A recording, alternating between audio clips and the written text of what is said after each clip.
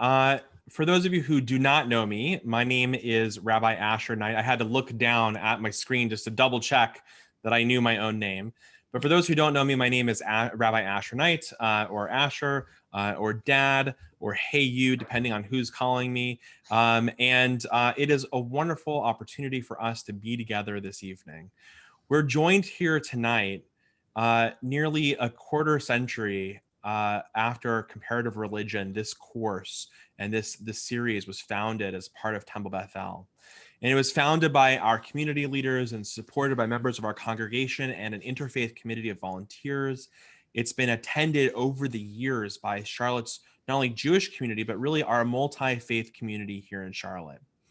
This is a series that is an expression, I would say, of Temple Bethel's values. At Temple Bethel, we really strive to be a congregation where learning and where prayer and deeds help us to transform our understanding of ourselves and really channel ourselves. Whoops, hopefully you can still see me. Your screen, everyone else just went black. So you can still see me? Okay, great. Channel the power of our community and inform our responsibilities in the world.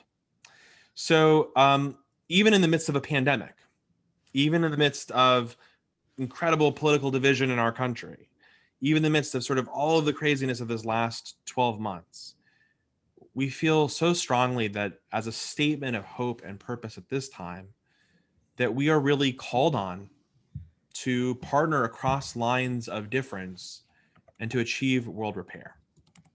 And we believe that world repair begins with each one of us.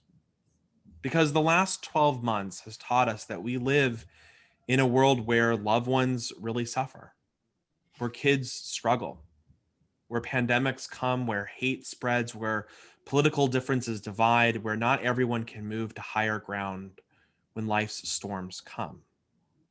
And today we crossed over 400,000 people in the United States alone who've died from COVID-19. We are acutely aware that the world needs repair. And we believe that we can partner together.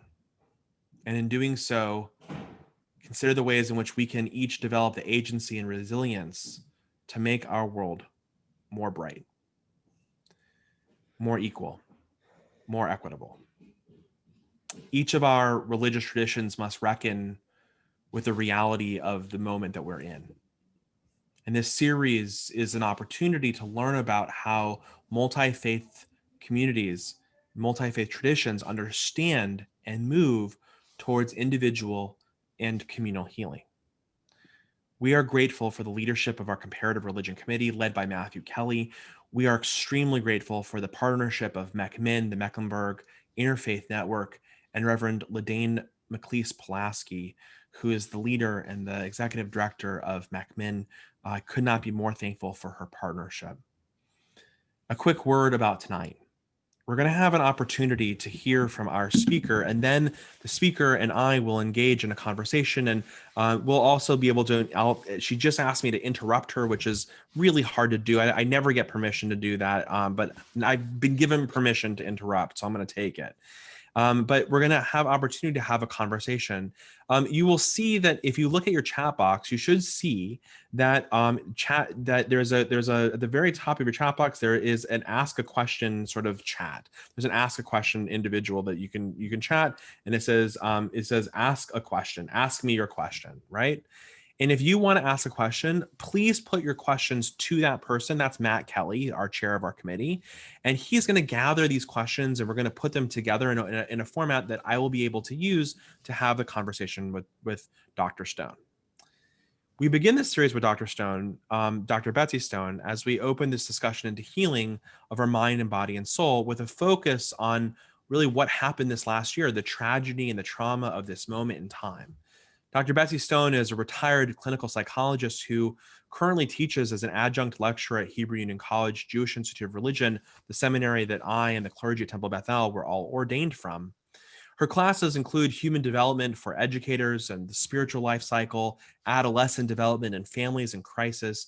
She has taught pastoral counseling and webinars and seminars, and a scholar in residence on topics that include adolescent spirituality, Gen Xers as parents, teenagers and their brains, which is almost a class in itself. It has to be a class in itself. Or Leadership an in oxymoron. crisis. Absolutely. Exactly, an oxymoron. And really about stress and anxiety. When I asked my colleagues and had a conversation with my colleagues across the country, and I said, who is one speaker that you would really want to hear about on this particular subject? So many of my friends and my colleagues came back and said, Asher, you've got to hear from Dr. Stone. Betsy, I am so glad to have you here. We feel really appreciative to start our evening off with you in this session, this series off with you this year. And I'm going to hand the floor to you to lead us, and then we'll continue in our conversation. Thank you so much, Rabbi Knight. I'm going to actually start something I just decided to start with this particular Misha Beirach, which is a prayer for healing that I heard today for the first time. It reads like this. We pray now, Misha Beirach, to the source of blessing. Repair the rent garments of our souls. Stitch the ripped fabrics of our society. Bandage the holes in our hearts.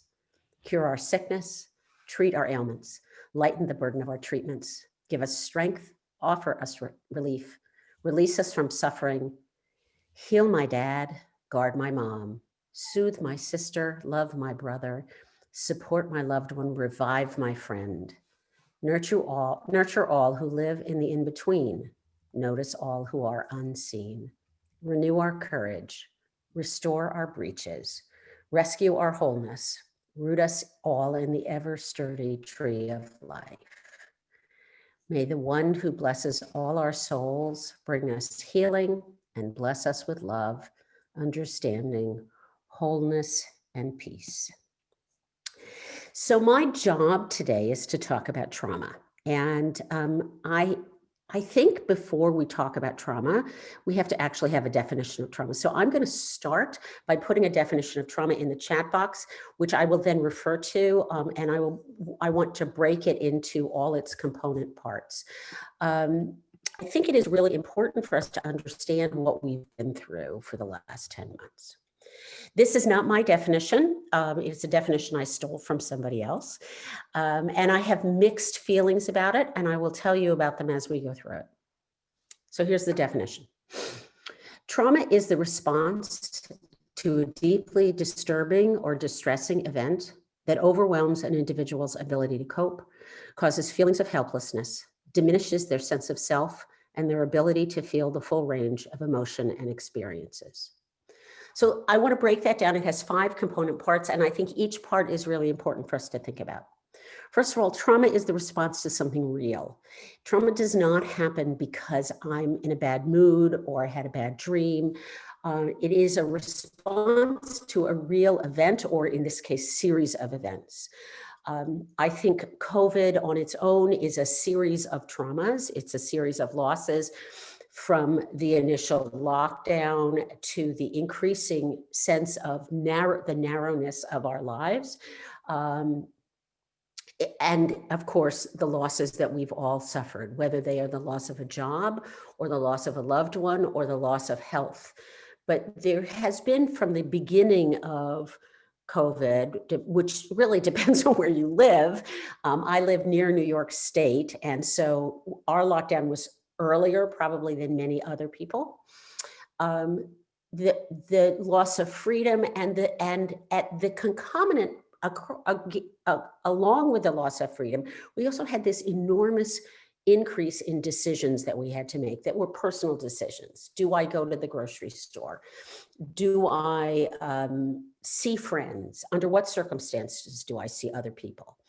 In fact, we know that from lots of good research that there is a process in the human brain that's called decision fatigue, and that the more decisions I have to make over the course of a day, the worse my decision making gets.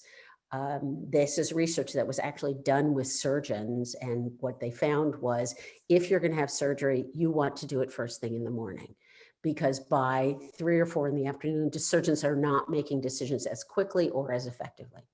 So first of all, trauma is the response to something real.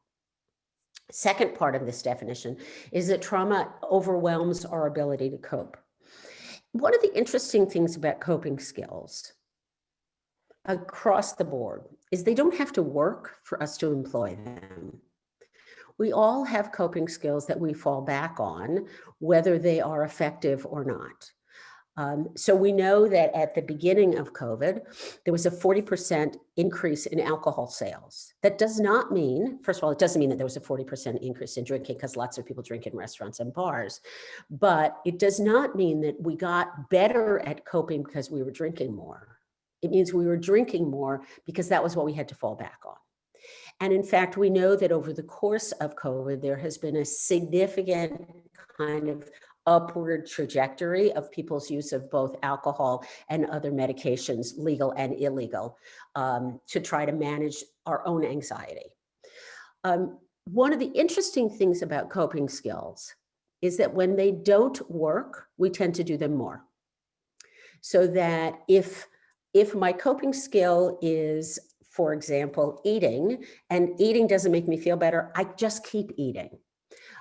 If my coping skill is shopping, I just keep shopping. That we don't actually evaluate the effectiveness of our coping skills, we just escalate them. So I like to think of this as much like when my kids were toddlers and young, young 4 or 5, and they would say, I want a cookie, and I would say no. That instead of saying, oh, when could I have a cookie? That would be an appropriate response. They would just say it louder. And that instead of shifting gears, they would just escalate. That is what we do with our coping skills. That instead of shifting gears and saying, this isn't working for me, what we tend to do is to do it more with a kind of irrational thought that eventually it will work. So that was number 2. Number 3, trauma causes feelings of helplessness. For many of us, for most of us, the sense of being completely helpless is a relatively or completely new experience. Most of us see ourselves in the world as actually pretty competent. I can do things that can make a difference in my life. I can do things that make a difference in the world. But what trauma does to us is it teaches us that actually we're pretty helpless. And it is not only then the sense of helplessness, but the newness of the sense of helplessness that really is disorienting for us. And that sense of being disoriented is actually one, again, that most of us as adults are not really used to. When we think about that feeling of helplessness, for those of us who have lived lives of any kind of privilege, helplessness has not gone with it. And I think that part of what has happened over the last year has been this kind of cascading sense of events where I can't cope and I am helpless and I lose my sense of self. So it's not just COVID, it's racial injustice, it's health injustice, it's the election, it's the violence on the 6th. So that we really have very little sense of bounce back. So that was number 3. Number 4, trauma diminishes our sense of self. Now, our sense of self, interestingly, like our coping mechanisms, does not have to have anything to do with reality for it to be the way I identify and hold on to myself. My sense of self are the stories that I tell myself about myself. So I'm competent, or I am capable, or I'm a victim, or whatever stories I tell myself about myself, and therefore other people about myself, are the stories that make up my sense of self. They don't have to be true. So the example I like for this, because it's so easy, I am almost 5'3". First thing in the morning on a good day, I am 5'3". My sisters are 5'8" and 5'9". And I grew up thinking I was short. I was told I was short. I clearly was short. I am not short. I'm the height of an average American woman, but my self-definition was that I was short. And at some point I had to give that up and say, no, I'm actually not short. Our self-definition may be very positive. It may be very negative. It may be I'm a victim. It may be I'm dumb. It may be I'm ugly. It may also be I'm brilliant. It may be I'm capable. And our self-definitions change over our lifetimes, but they don't change gracefully, because these are the kinds of self-knowledge that we fall back on. The fifth part of this definition, and I'm going to ask you at this point for questions about this definition. I think you're supposed to send them to Matt at Ask Me Your Questions, and then he's going to send them on to Rabbi Knight. The fifth part of our definition is that trauma diminishes our ability to feel the full range of emotion and experiences. I have a problem with this. I actually think that trauma doesn't diminish the lowest kinds of emotion and experience. We can still grieve with great ability. It actually doesn't stop the happy emotions, but what it stops is the kind of center, this is who I am, this is what the world is. That I'm able to feel the highs and the lows, but I'm much less able to just feel average me. And the sense of who I am is really in that average me, not in the highs and not in the lows. So that a person who is grieving, for example, might say to themselves, I feel terrible right now, but I know this isn't me. There is a sense there of the kind of center emotional experience, which is the part that is missing for us under trauma. The thing that's really important about this definition, so one other caveat that I didn't actually say, in this definition, trauma is the response to an event. COVID is not an event, it is a long series of events. It is a series of losses that are daily losses, whether they are the loss of access to the grocery store or the loss of comfort in the grocery store, from this ridiculous to the sublime, the loss of someone I loved, the loss of a job, the loss of a home, and in lots of cases, actually the loss of our families, because one of the things we've seen in COVID has been an increase both in domestic violence and in divorce. What we see in this definition as it plays out in our lives is across the board a change in our everyday functioning. That the way I operate in the world is shifted, and is shifted not by my own volition, but because of my powerlessness. And the experience of powerlessness, which I think has been an experience of communities of color, it has historically been an experience of women, it has historically been an experience of Jews, at least in the situations in which we were identifiable. The experience of powerlessness is an experience of the kind of the diminishment of the soul. I don't matter. I don't matter to other people. And as my everyday function diminishes and my sense of importance in the world diminishes, my relationship with myself diminishes and my relationships with others. So Rabbi Knight, do you have questions for me at this point? Things I should be thinking about? Well, want to invite people to ask your questions right now. I think that, it's interesting. James Howard Kunstler, who wrote, is a writer about a different set of issues in the world. He describes a time which he calls sort of the long emergency. And I sort of, one of the things I sort of love about that title, the title of his book, and the description is sort of is that he gets at is that we come into a place where it feels like we're constantly in an emergency, but it's happening for a long period of time.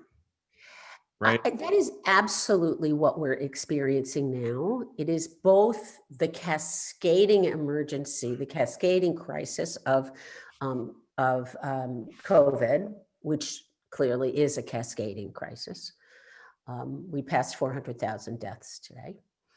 And the individual specific crises that have gone along with it, but that some of which are personal and some of which are communal. And our brains actually are not designed to deal with cascading crises, with long emergencies. I'm going to go there in just a minute. I have the feeling that you have something else, that you were reading something that No, I was, but that's okay. So yeah, I mean, we're interested in the sort of that nation of the cascading nature of this. I think the other thing that people,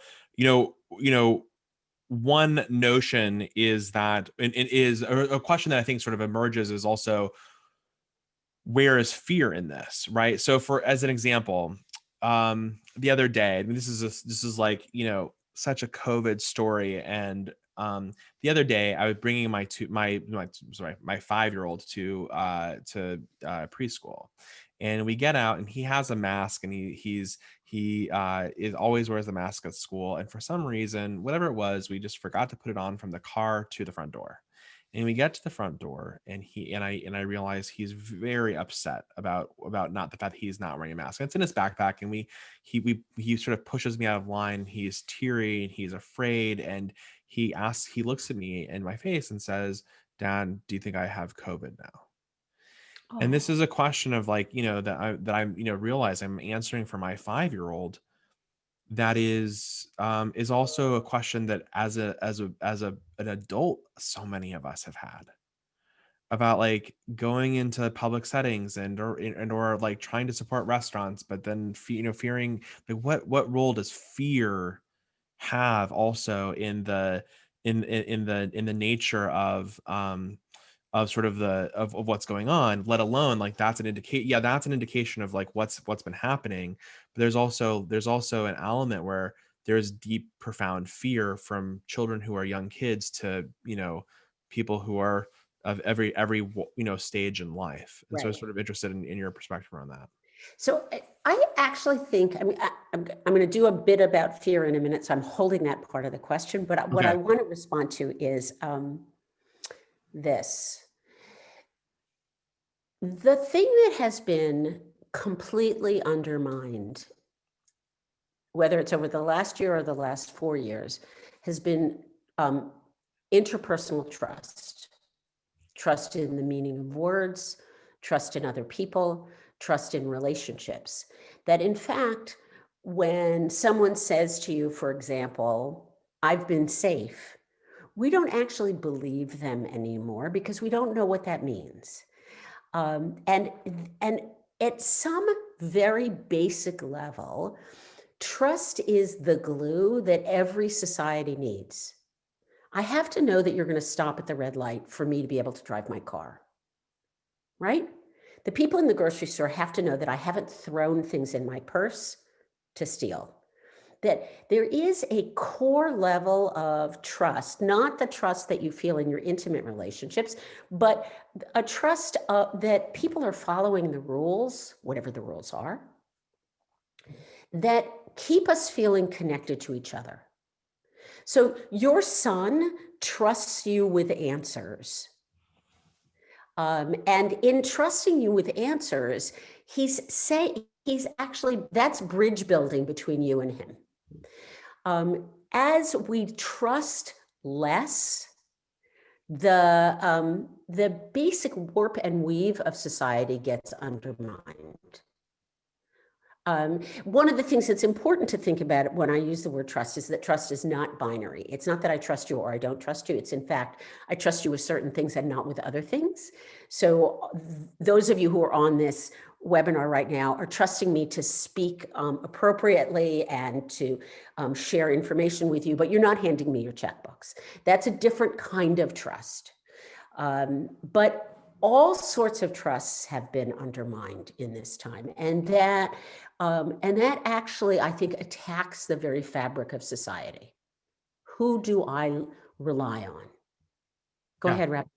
No, and what is objective truth, and what are facts, and how, right, like when you see the erosion of that, it also raises the level of fear, or it also relays the sort of sense of trauma of like, where do I actually turn for what is true?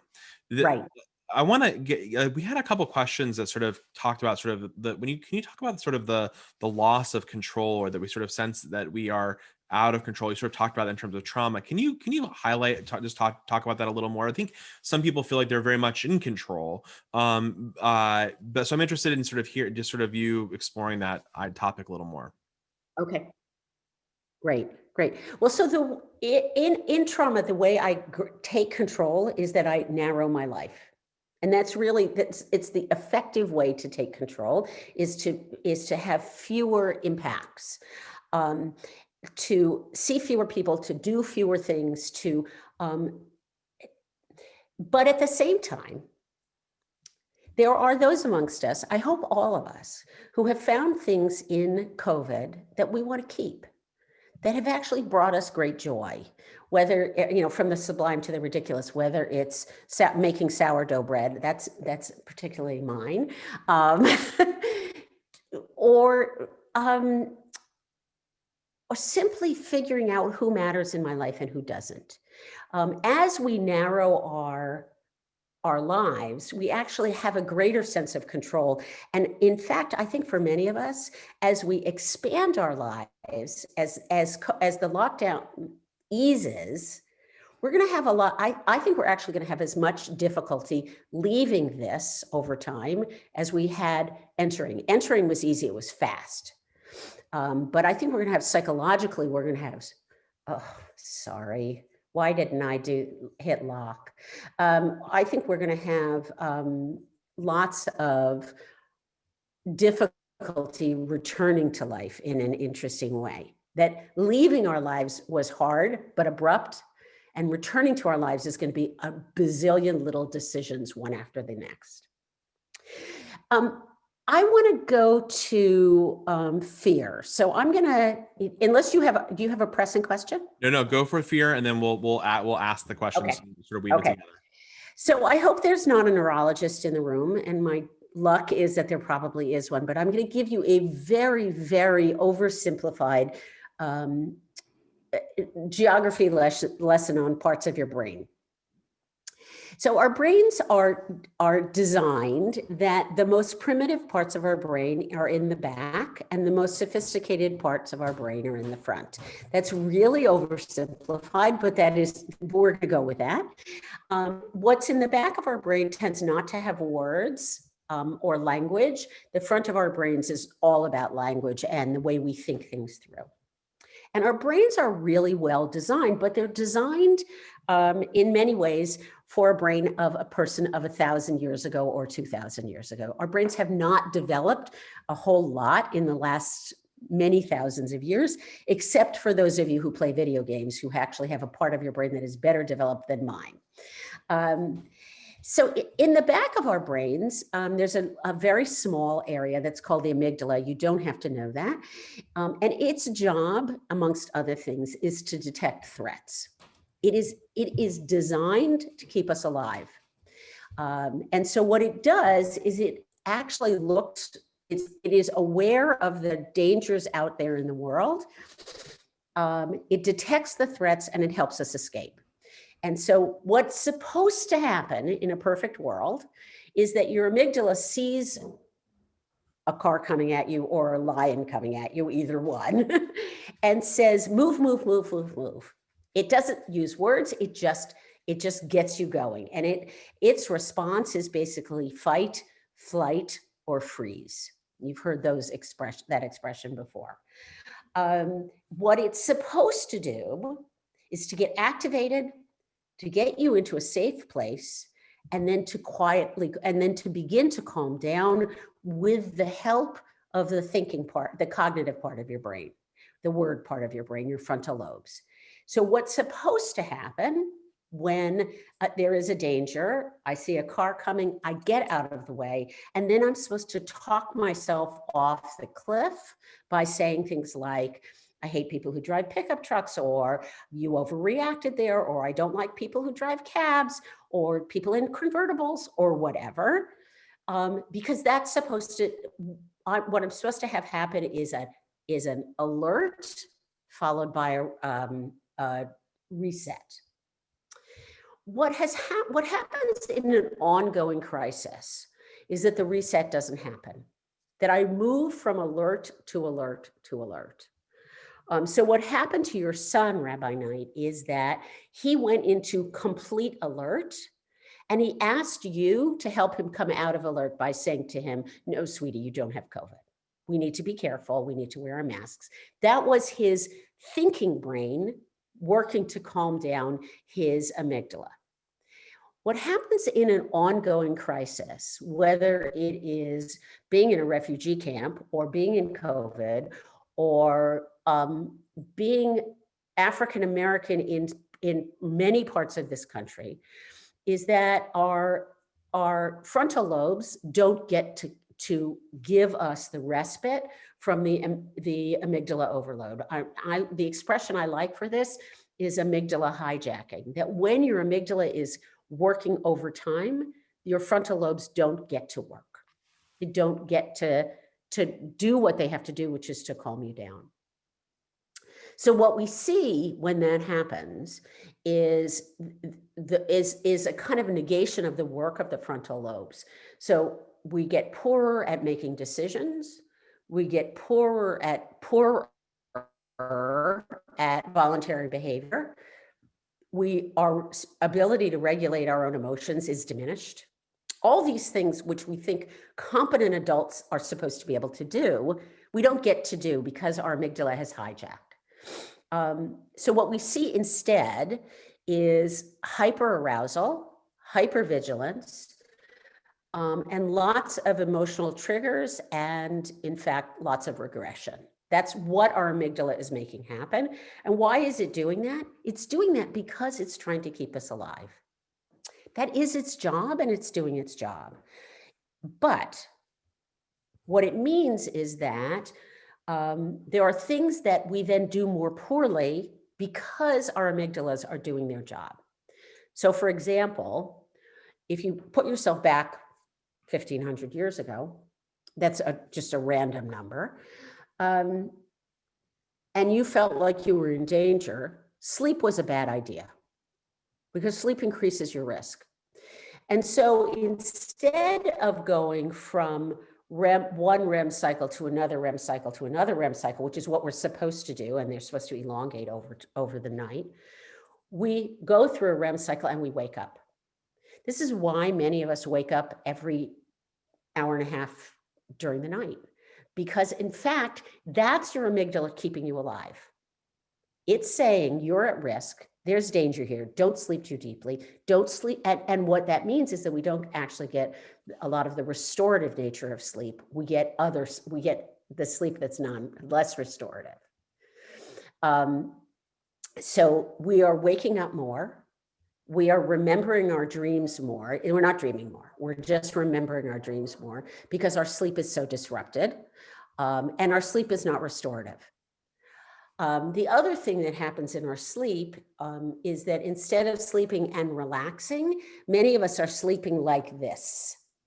And we may wake up in the morning and feel achy and sore because instead of actually our bodies relaxing, our bodies are on alert.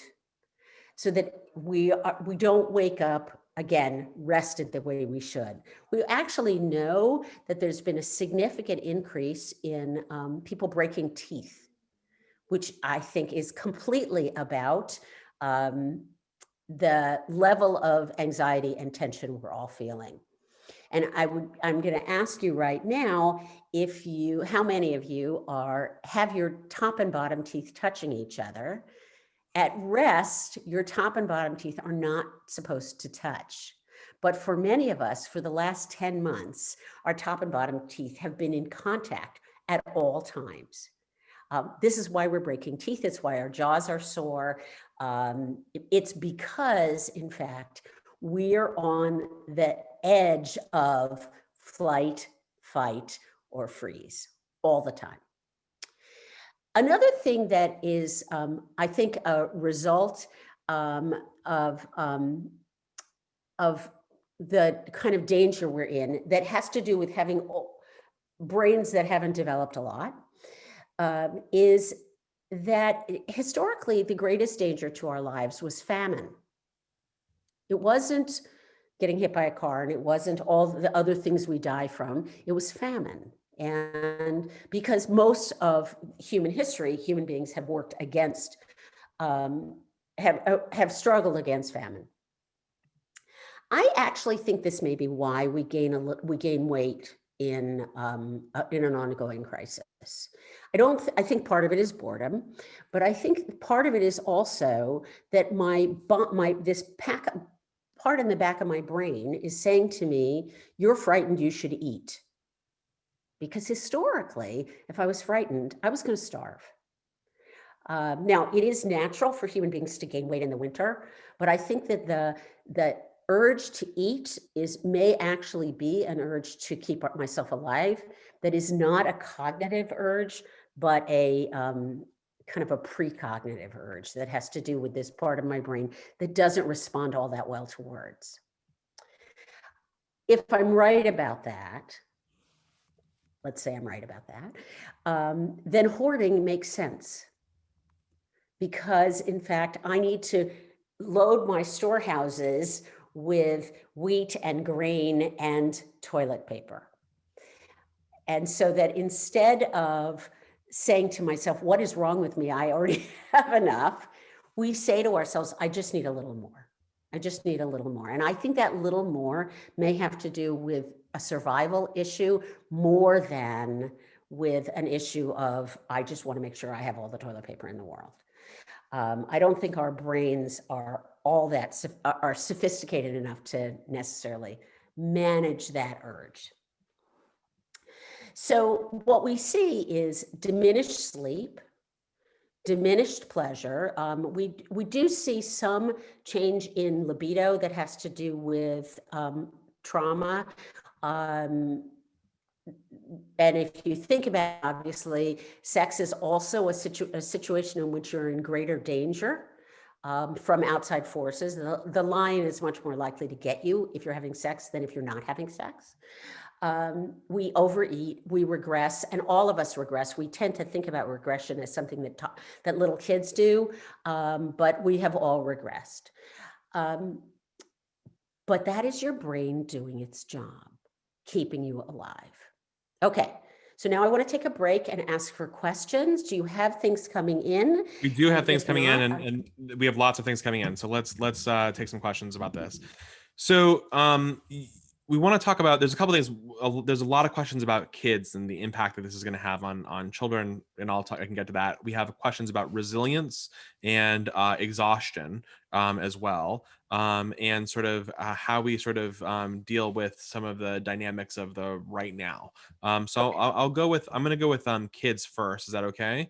And then we'll go there. So there are a lot of people who've been commenting about sort of the very difficult time that our kids are both experiencing right now, but also, and young people are experiencing right now, but also what it's going to be like to transition back to full-time school or summer camps or being actually in relationship with other people, partially because of the regressions, but partially because of any number of dynamics of just the difficulty of it. And then I think there's also another question about sort of what is the long-term effects of this, right? You know, it's one thing to have this trauma and experience as an adult, hopefully having built up some resiliency in life, but we can talk about resilience in a second, but also like, what are the potential impacts that we're going to see in our kids long-term into their adult lives about, you know, how they're handling trauma and what the situation right now. Okay, well, that's a little question. I wish I could be remarkably optimistic. I think I can be optimistic about one thing. I think that most of our kids, in terms of education, every single child will be behind. And so your child will not be that much behinder than other children. That is more true of children who have, it's clearly more true of children who have access to technology and the internet. I'm much more worried about the kids who have been sitting and watching television and drinking orange slushies since the beginning of this. But and we know that there are some kind of critical periods in terms of brain development that kids are not getting the right kind of stimulation for. If I could say to you anything to do, it would be read to your children more than you have ever read to your children.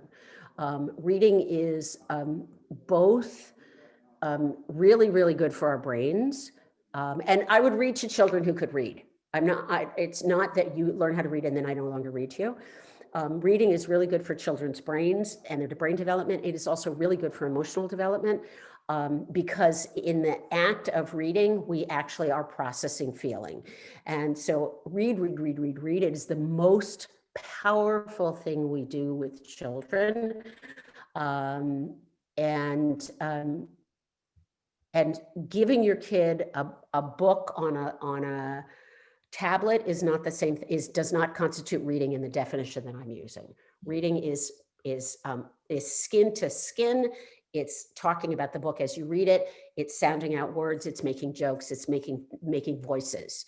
And I think reading is spectacularly important for kids, both in terms of the development of those parts of their brains and psychologically and emotionally. In terms of kids and this trauma, this is the trauma of this generation. They will never be untouched by this. Had this lasted for a month, it would have been bupkis. It would not have been that bad. And we would have had some kids who really suffered and other kids who did not. Most kids would not have. But it is very clear that there's been an enormous amount of loss for kids. There's been and again, I'm not just speaking about deaths, but increased fear, increased sense of an inability to achieve things. They're all socialized. They've all lost social skills, as have we. I think that adults have lost social skills as well. I've decided that the best thing about Zoom is that it teaches us to interrupt less. But aside from that, we've all lost social skills and we've all lost social comfort. Our children absolutely pick up on our anxiety. If you're anxious, your children will be anxious. Even if you're pretending to yourself that you're not communicating it, they are brilliant mind readers. So in terms of their intellectual development, I think that the best thing you can do is read. And I would suggest that even people with 10 and 12-year-olds have family reading night. That increases both the intimacy and the ability to kind of process through what people are thinking and feeling. Harry Potter books, for those of you who have old enough kids for this, first of all, they read out loud beautifully because there are all those voices you can do. And second of all, there's a ton of emotion in them. And you can stop and talk about emotion. There are a group of kids, I can't find numbers on this, it's really anecdotal, but there are a group of kids who are absolutely thriving not being in school. I think it speaks to how horrible public schools actually are. But one of the things a teenager said to me early in COVID is, at least when I'm home, I don't have to worry about other people coming in and killing me. That's a pretty horrifying statement for, I think she was about 14. We have made our schools into places which feel incredibly dangerous to our kids. And for some of our kids, not being in school has been, has like lifted weights off of them. Kids who are more introverted, who get shoved when they walk down the hall, who get mocked in school, they are really so much happier than they were before. For kids who didn't know their parents and who actually have come to like them, this has been a real blessing. And I think that we are going to see some kids refuse to go back to school. That we're going to see some kids say, I hate that place. I would much rather, find me a way to learn online. That's, I think, going to be a really interesting dilemma for us as we reopen, because I really hope that we reopen with intentionality and not just say, oh, we'll go right back where we were. We can't go right back where we were. We're all changed.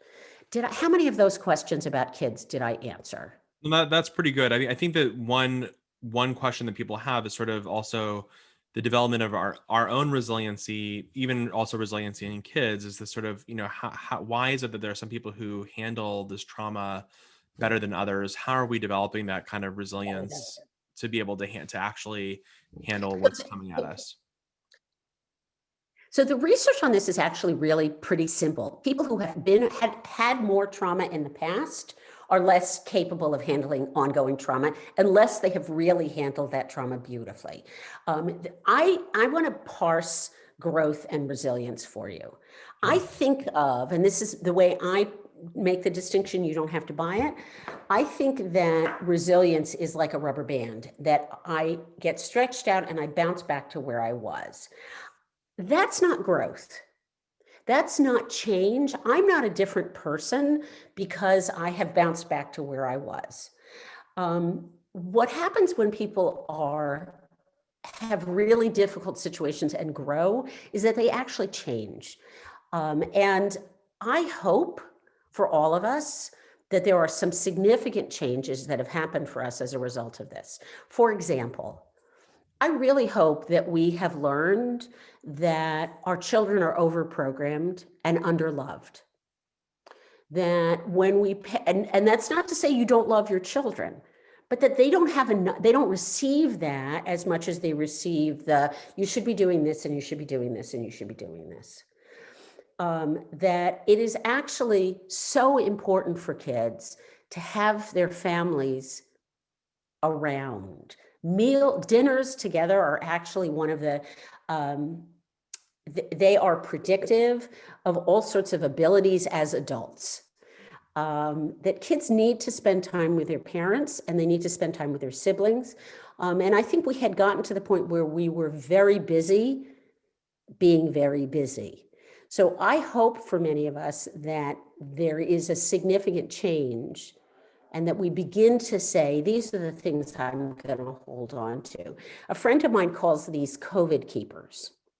The parts of COVID where I think I've actually gained something. And I'm going to ask you all, don't do this just to Rabbi Knight, put in the chat box the things that you have learned or experienced that you want to hold on to. Because we all have COVID keepers. And the COVID keepers are actually, if you name them, you make them more precious and more valuable to yourself. So please put those in the chat box. So we'll put that in the chat box. I think resilience, what? Sorry, go ahead. I'm sorry. I think resilience is the ability to bounce back to where I was, and growth is the ability to learn something different. And Louise, that is absolutely true. The little things are really the big things. In fact, one of the other things I think we've learned is that a lot of the people we thought were essential are not essential. And a lot of the people that we thought were just are really essential. These are wonderful. Thank you so much for those. Okay, Rabbi Knight, question. Yeah. So there's, on the flip side, we have the, parents with kids and the challenge of right now. But on the flip side, we've also have lots of people who are living in isolation and really feeling isolated from other individuals here in Charlotte, family members, more broadly, and sort of talking about sort of how that isolation is been impacting the stress that we've been experiencing, but also sort of the recognition that, like, how do people get used to it? For some people, it could be another 6 months of more, 6 months, 8 months of more isolation, depending on how what ends up happening with all of the vaccine rollout. So just interested in sort of your sense of the impacts of isolation and on our bodies and minds and bodies and souls, but also this sort of sense of, like, what do we do? How do we move through this? Wonderful, thank you. So isolation is actually really bad for us. We know that. We are not, human beings are not designed to be as isolated as we are. In fact, even people who like to be isolated are too isolated. As a rule of thumb, it's a simple rule of thumb. When you are lonely, call somebody. Because there's somebody out there who's also lonely. And if you keep calling the same person, call somebody else. We are all experiencing this sense of isolation to one degree or another. People in small homes are suffering more than people in spacious homes. People who are not working are suffering in different ways than people who are working. We are all suffering, but I think that people who are alone, I think there are two populations that are really having the worst time of it. One is people who are alone, and the other is people with small children. Because people with small children actually never get any downtime at all. People with adolescents, the adolescents go and slam their doors and they go into their room and you can actually hear yourself think. People with a 5-year-old don't ever really get that chance. So I think that being alone and being lonely is really, it's really bad for us. And these kinds of events don't ameliorate loneliness.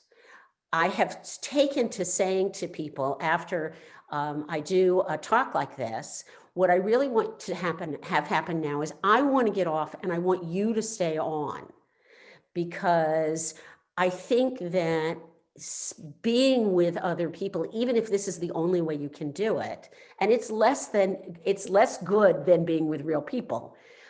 Being with other people is critically important. Having some kind of exchange is critically important. So Zoom will let anybody Zoom for 45 minutes for free. Anybody, you don't have to buy anything. Zoom, find people with whom you can Zoom. Find games you can play with other people where you can see their faces and read their faces. We are all lonely to one degree or another. Some of us are actually really lonely for ourselves, which is a form of loneliness. I think that many of us, the flip side of the loneliness is that we have never spent this much time with the people we love. And that's a mixed bag. And So my wife and I were joking that we sort of want to be missed a little more. Yeah. Wouldn't it be great just to be missed just by our kids for just a little? Just a little, right. Right. We also have seen an increase we know there's been an increase from the beginning in domestic violence, both directed at spouses and at children. Yeah. There's also been an increase in divorce. And way more people are in therapy than would be normal at this time of year. And this is a time of year when way more people are normally in therapy anyway. It's a time of year where we see an increase in people going into treatment. It's much more so right now. And some of that is loneliness, and some of that is that being with myself is actually pretty hard. Ted, who is obviously not a Ted, points out that we also are getting sick less, which is really an interesting thing. The flu is so much less prevalent than it would normally be. I want to, if I may. Yeah, and I want to ask you another question as well. Okay, go ahead, and then I will. We're going to run over. I apologize. That's okay. We're doing okay right now.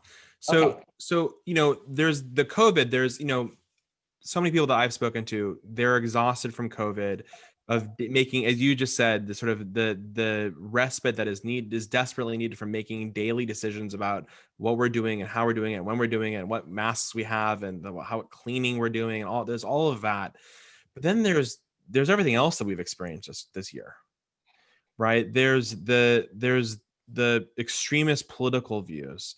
there's a civil conversation that desperately needs to be happening, that it feels like it's not happening and not happening well.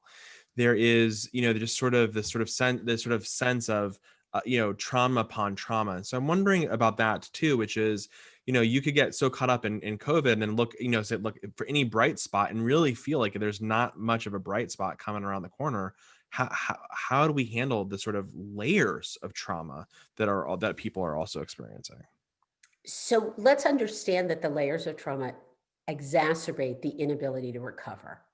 That what we don't have is enough time to breathe. Even when things feel like they're okay, we don't have enough time to breathe. And which means that every trauma compounds physically and psychologically. What I want to suggest to you is that each one of us knows the things that help me, and that one of the things we need to do is do the things that make me feel better, and understand they're not going to work, right? Nothing's going to make you say to yourself, this has not been an awful year. In many ways, one of the things that we do is we make ourselves feel bad for feeling bad. It seems to me that shame on top of pain does not achieve anything. But what we say to ourselves is, look, I don't have the right to complain. I can say to you, everyone in my family has been healthy. Some of my family members have already gotten vaccines. No one has lost their job. I have nothing to complain about. But of course I have something to complain about. This isn't the way it's supposed to be. And if I were to say that, what I'd be actually saying to myself is, on top of these layers of loss and grief, you should be ashamed of yourself for feeling the way you feel. I don't see how that buys anything. The other piece of this, the other thing that this makes me think about is the competition we have for what's right. We don't actually know what we're supposed to do. I live in a community where you could either send your kids to school hybrid or virtual. And those were the two choices. There was no live schooling except the high part of the hybrid. And one of the things that I saw happening with lots of other people is this conflict about what decisions are you making? If you're making if I make X decision and you make Y decision, can we just disagree about what's right for my family and your family? And the answer is, we're not at that point, because we're so unsure that we want everyone around us to build up the positions that we've taken. So that instead of saying, you send your kids hybrid, I'm keeping my kids home, this is why, we are very judgmental, and that judgmentalness comes out of a feeling of defensiveness. I don't know if I'm making the right decision, so you better make the same decision as me. It is another way in which we undercut the weave of society. I want to talk for just a few minutes. I know what time are we supposed to finish? You're doing great. We're doing great. It's 8:00, about 15 more minutes. Love to see your questions. People can ask the questions to ask a question, and Okay. let's continue on. Okay, I want to talk about the issues of reentry, because now that we've got a vaccine, look, an interesting thing, I think lots of us thought, we spent a lot of time saying, when this happens, I will feel better. When the holidays are over, I will feel better. When there's a vaccine, I will feel better. When the election is over, I will feel better. When Biden becomes president, I will feel better. And none of them have worked. What I want us to think about is what reopening is going to be like. And I actually think that one of the mistakes we're making is that we're thinking about reopening as much in terms of the logistics of it. How will people sit, and will we have hand sanitizer, as we are in terms of the psychological aspects of it. I think that the psychological aspects of reopening are going to be profound. So let me go through some things that I've been thinking about. They may not apply for you, but I think institutions have to really be thinking about some of these questions, and individuals have to be thinking about these questions. I think the first question is one of creating and increasing our trust in each other and in institutions. I haven't walked into my synagogue in 10 months. It's a place I used to spend a lot of time. How am I going to feel when I open the door for the first time? How am I going to feel about the other people that I have had little or no contact with, or the people that I've had lots of contact with? What is it going to mean when, what do words mean at this point? Sorry, this is my daughter calling and I'm trying to make it stop. There, stop. I can't, it's not coming through for me to stop it. You're good. I'm gonna wait. We don't even hear it. Can you hear the music? Nope. Okay. It's all in your own. It's all in your own head, Betsy. We have no idea. I'm kidding. Say it again, Rabbi. Say it again. We don't hear a single thing. Okay. Do not worry. Okay, well, I did, but it's okay. So Abraham also heard a call from God too. So it was you're in good company. I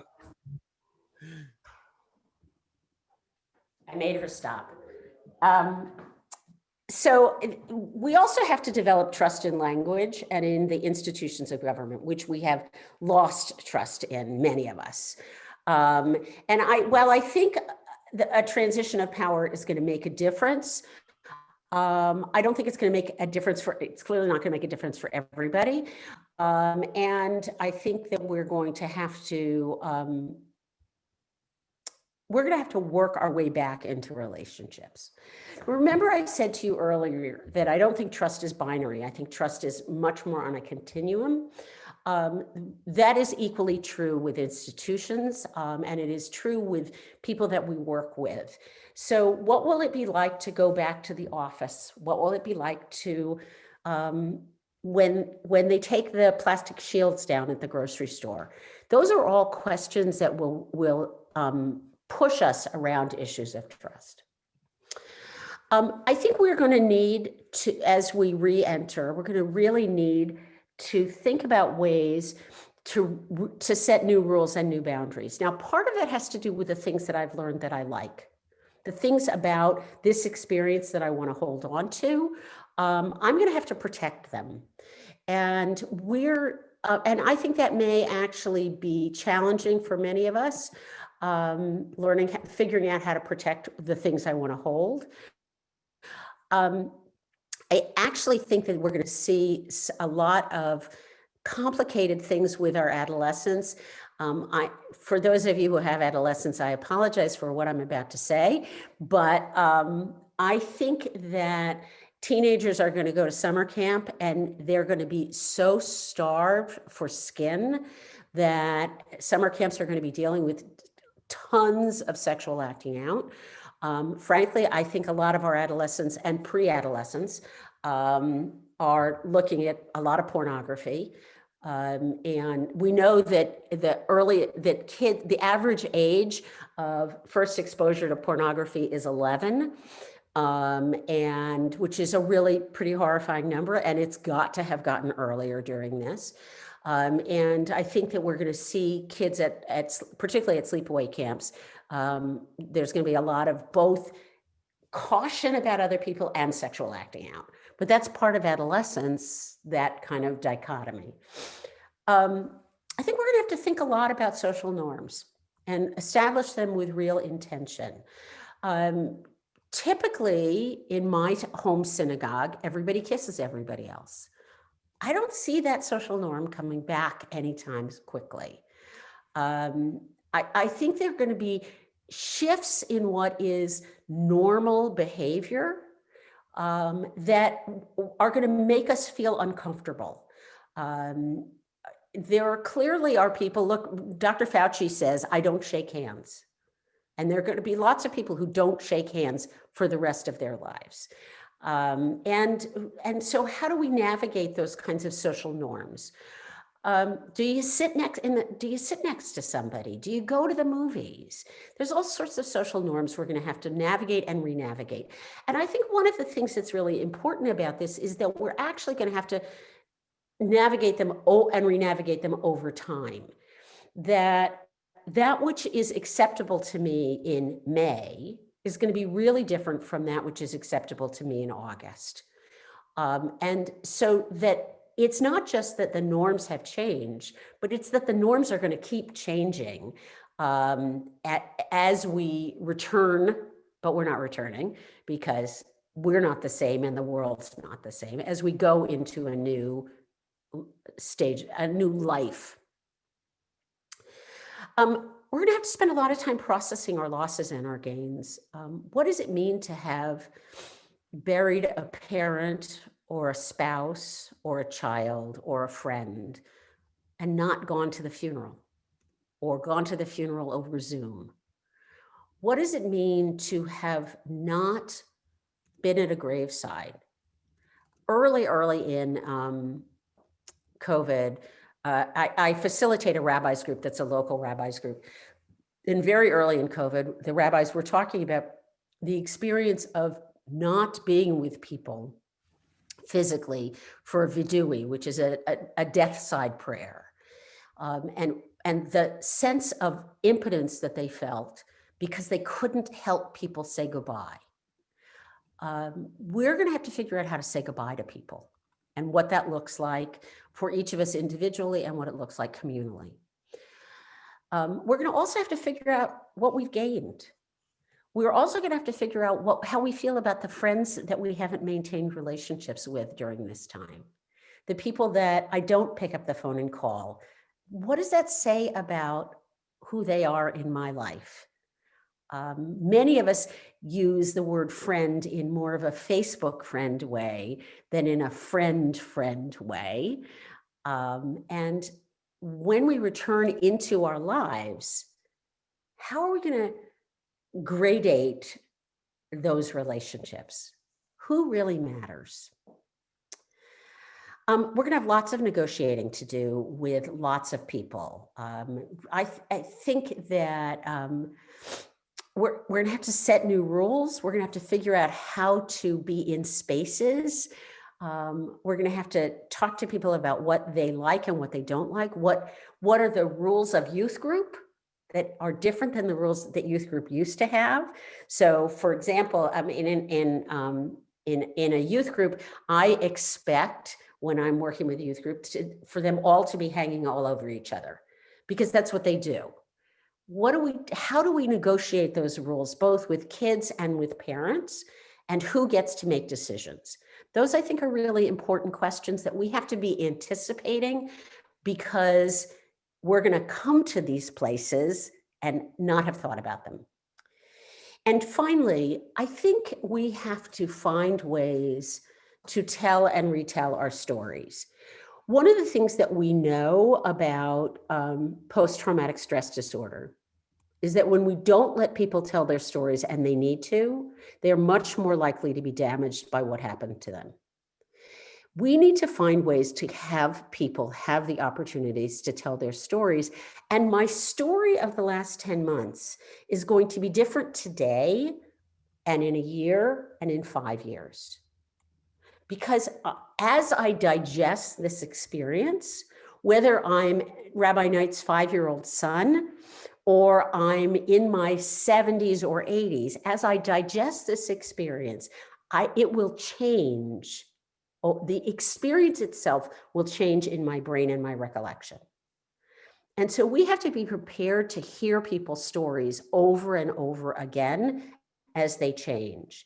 Now, one of the things that's really complicated about that is that in a state of communal trauma, as opposed to individual trauma, when I listen to you, it upsets me because your trauma pulls up my trauma. But in fact, we're going to have to find ways as communities, as a culture, as many subcultures, as families, to find ways for people to have the freedom to talk about what has happened to them over the course of this last 10 months and what happens to them as they return into life, into a life that is more social and more open and more available. Because storytelling is part of the way that human beings process and therefore are not destroyed by experiences. We know actually that there are people amongst us who have to tell those stories very early. She's calling again. And we know that there are people who tell those stories later.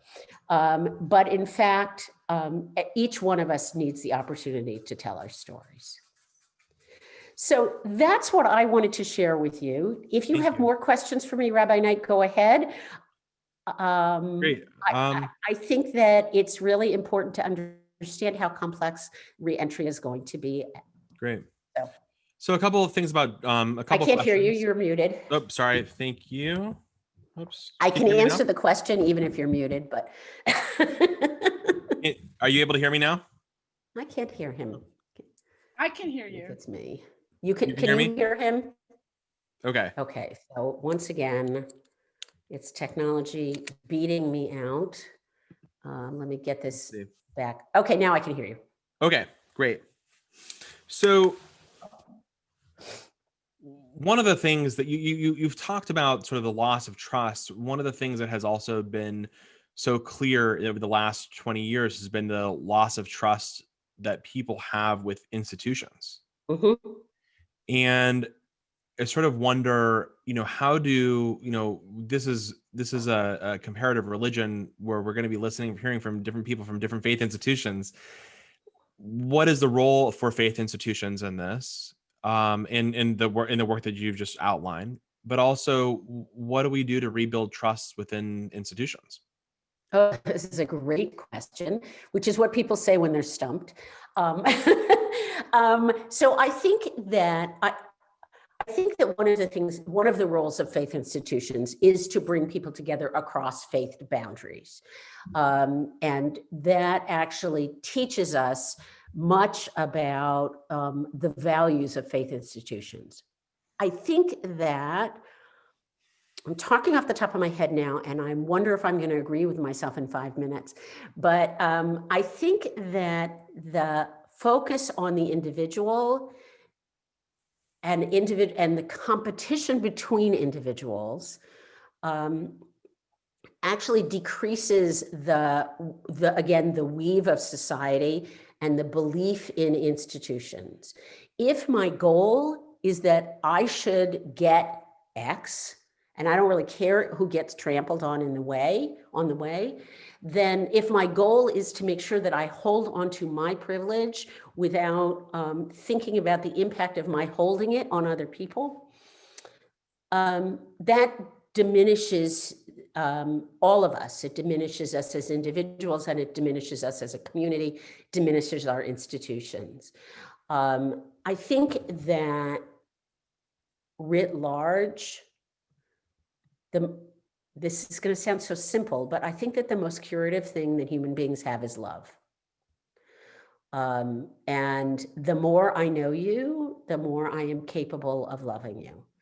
And if I understand that caring for you helps me build a society I want to live in, then in fact, I can build institutions and build individuals. I think if I believe that caring for you, that if I give to you, I have less for me, that destroys institutions and individuals. I mean, look, I'm a shrink, don't trust me. I really believe that there is nothing that's quite as curative as love. And I don't think all love has to be the love of a parent for a child or the love of a spouse. I think I can love people I don't know. I think it is recognizing the humanity in other people. I think without that, we have nothing. We No, have the things that I can hold tight to myself, but I'll lose those. right. I think I'm trying to think about the kind of love that exists between a parent and a child, which is sort of a type. It's a uh, It's a particular type of love. right. Buber would not call that the only I thou. No, Any I thou love right. counts. That counts. But it also love also requires trust too. And that there's a certain there's a certain amount of trust, I think, that in a society that is that in other words, as an example, if the kind of love I might have for a child, my own child, let's say, is very different than the kind of love that I could have with a partner. And if a partner was somehow breaking the boundaries of what's acceptable, right, doing things that are illegal or putting people in danger or whatever, like that you can't approach that partner with the same type of love that you have for a child. My point is that part of what's really challenging right now is in a dynamic where people feel like there is not trust within the institutions. There also has to be a rebuilding of that sense of trust. And I think what's beautiful about what you've said is, and love also is that antidote. Yes, but and understand that in the exact same way that we have lots of different kinds of love, including loving the stranger, which we are all commanded to do. I don't know this person, but I have to love that person. Um, there are all sorts of kinds of trust, and I don't have to trust you with absolutely everything to trust you. I can trust you this much, and then this much, and then this much, and then this much, which is the way love happens too. Even the love of a parent for a child grows over time, even though we're supposed to feel this totally romantic experience at the moment of birth. I did not with any of my three. Um, but I adore them. That does not always mean I like them. And that is a really important distinction for us to draw, that I can love people and not like things about them, and not even maybe like them at all, but love them anyway. That kind of love is still curative. Yeah. And so that the love for the stranger doesn't mean that I like everything about the stranger. It simply means I see that they are a soul, and that's my obligation, is to see that they are a soul. I actually think, having said that, as though it's easy, it isn't easy. I think it actually is enormously hard work to see everyone else as a soul, as opposed to do the gradations that we Right. do of you're like me and you're not like me, and even I'm not even even harder when you actually are in 2D and not 3D. Yes. Right. When it's Yes. you can mute someone or at least turn down the volume. But Right. although the upside of the 2D Yeah. is the ability to see what people value and who's behind them. And so I know you have at least two kids, which I wouldn't have known otherwise. Actually, we have many more. We only have pictures of two. I'm just kidding. We have two kids. Anyway, so Right. I think that there are things that we gain, and that one of the things I really hope people begin to spend some time thinking about is, what are your COVID keepers? Yeah. What are the things you're going to hold on to? Well, going to that, when you asked that question and you going, sort of going back, what people sort of said, it was absolutely beautiful. What people said are the COVID keepers, and whether it was the opportunity to actually move away from toxicity and toxic individuals, right? To be able, like, there's no other better use of this time than being able to do that. Right. Exactly. To dancing with a significant other or a boyfriend, to be able to have these Zooms with friends, to learn how to bake, to learn how to garden, to walk with other people, walking. There's all these different things that people have said are COVID keepers. And I think that that's really right. I mean, I think that one of the questions that we sort of had was, and I don't know if you have experience with this or knowledge of this, was sort of like, what does the 1918 flu teach us? Um, and what's interesting is that one of the things that it also taught us, to your point earlier with talking about adolescents and teenagers, is that we went into our roaring 20s and sort of, I don't Wild. want to say lost our minds, but sort of, we sort of went a little nutty. Mhm. And I sort of wonder about that, about sort of like, well, as we re-enter, how do we also not go into the, like, woohoo, it's crazy, Right. let's go nuts, because we've just been so pent up. Right. So I think that adolescents will do that.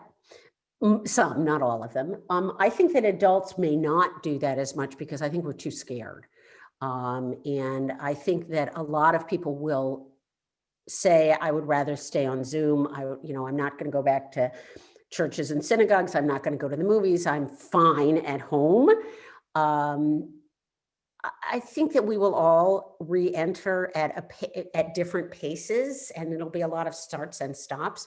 I've been saying to people recently, I think every institution needs benches out front, so that when I get to the front door and I say, oh God, I'm not sure I can go in, there's actually a spot for me to wait until I get my courage up. Because I think that actually walking into buildings is going to feel really, really weird. We had that, during the high holy days. The numbers were such in Charlotte that we created an opportunity for people to come in and have an individualized experience in front of the open ark. Mhm. And I found it was amazing because it ended up being one of the most spiritual. So we had the clergy there the whole time, and in a distance, and when masked and everything, but we had clergy there for the whole time. And one of the things that we found was just the sense of majesty and awe that people just had standing in front of the Torah, but just taking a moment to do something that felt extraordinary in the full sense of that word. And yeah, So that may be a COVID keeper. And it may be that Yom Kippur afternoon, for the rest of totally. time, that the ark will be open, and you'll say to people, we know the ark is open, you can sit down, we're going to continue with the service, and people will just pass behind you Right. for a spiritual moment. That's a beautiful example of an institutional COVID keeper. I think that a lot of churches and faith institutions have examples of this, just like this, Yeah. and it's it is part of how we create meaning from the moment that we're in. Yep, absolutely. And that is one of the things we know about post-traumatic growth. One of the things we know about people recovering from loss is that meaning making is actually an essential part of it. It happens, and it is a long-term part of it. It's not that I make the meaning and then I say, okay, I'm done. But I make meaning and then I move with that meaning, and the meaning changes over time. It is in the meaning making that we actually, that's a lot of the digestion of the experience. So Yeah. we have now gone over. Now exactly. So let me go to sort of conclude. First off, Dr. Stone, I want to thank you so much. I want to thank you for your time, for your energy, and for this the really the framework that you have helped us with. Because what we're going to be doing over the next few weeks is having conversations with with faith leaders about the healing of the mind, the healing of the body, and the healing of the soul. And we're going to explore different faith traditions in conversation with each other, different faith traditions and their exploration of how we do healing of mind and body and soul, as we are sort of exploring also, all of us, how we make meaning out of this moment, and how do we live through the trauma and the stacked trauma, the long emergency that we find ourselves in. How do we help our kids and help our parents and help ourselves, and recognizing that kind of healing and re-entry conversations that we have to have are all part of work that we have to do as individuals, and that we have to do as work as our own faith communities and across lines of difference in faith communities within Charlotte and beyond. So Dr. Stone, thank you for helping to set up a framework for thinking through sort of the trauma of right now as we begin to explore what healing is going to look like from different faith perspectives, and really appreciate your energy. For everyone else, invite a friend. Next week, we're going to be meeting with some great speakers, and just really exploring the various different speakers that we have for healing of the mind on January 26th at 7 p.m. So join us, and you'll receive information more over email as a reminder about who to expect for next week. Dr. Stone, thank you so much on behalf of all of us at Temple Bethel. Ladane, and for everyone from McMinn, thank you. Matt and everyone on the Comparative Religion Committee, thank you. Natalie and Tracy and our Temple Bethel staff team who've helped to manage everything technology-wise, we thank you. Good night, everyone, and good evening. Thank you.